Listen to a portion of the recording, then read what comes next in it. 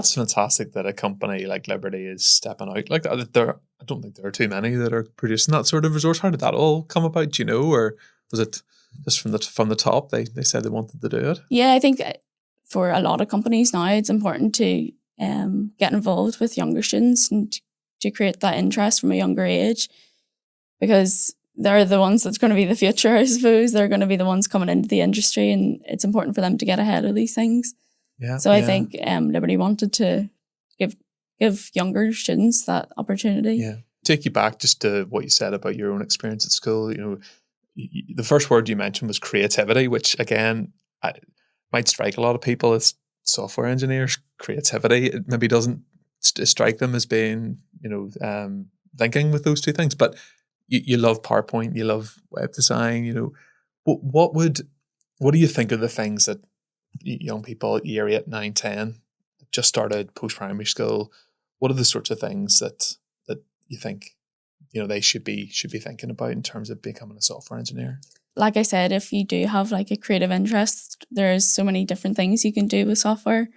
You can create like a small web page just to get started, even just to put different shapes or like different fonts or anything, just figuring out what you like to do. There's so many different things you can do. You can make like a small game or just start with a project, with creating an app or anything. There's so many different software applications that you can use and different frameworks that you can use and just find what works for you. It doesn't have to be coding all the time. It can be just creating a small web page that is something that's useful for so people. Exactly. Yeah. You talked about your own projects and you said that you're working to create resources and an interface for your own developers within Liberty. So how does that all happen? Like, how do you know what they need? This project started up a long time ago. Okay. This was the Americans doing it. They just brought us in because they wanted a new perspective on what developers need, I guess. So it is constantly changing. The developer experience, I think, in Liberty, especially with AI tools coming in now, what people require is definitely different. Yeah. But I think it's important to kind of keep on top of that, just to see what software and what applications are going to work for your team and for your product, really. There's been a lot said about AI. You've brought that up, so let's go there next.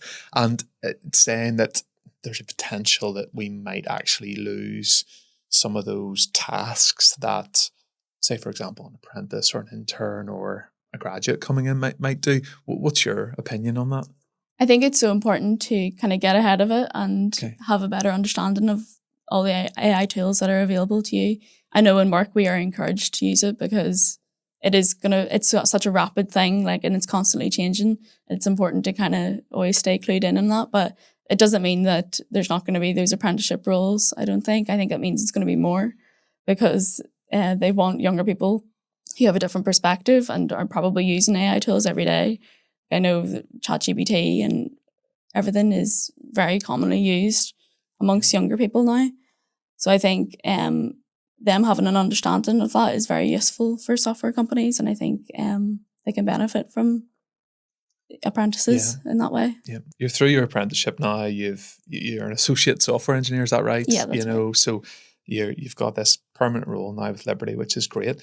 Did a lot of your friends go through the same process as you being apprentices, or like what did they think whenever you were doing your apprenticeship? When I first applied, I think not many of my friends really knew what apprenticeship was, especially in the software industry. I've heard of apprenticeships with like builders and everything, but it was definitely very new to my friends and my family as well. So I think everyone was a bit curious about how it would end up, but it ended up being the best decision I could have made.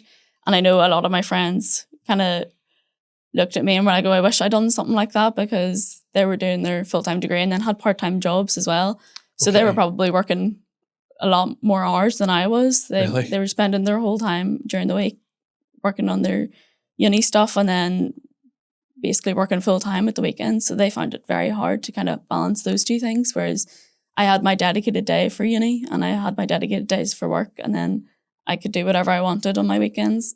And then I was also getting paid as well. So there's a lot of benefits with an apprenticeship that I think you don't really fully understand how beneficial they are until you're in it. And afterwards, like even now, I'm still reaping the benefits from my apprenticeship. I don't have university fees or student loan fees to pay off. So it's definitely a big benefit that I am very grateful that I done that route. That's great.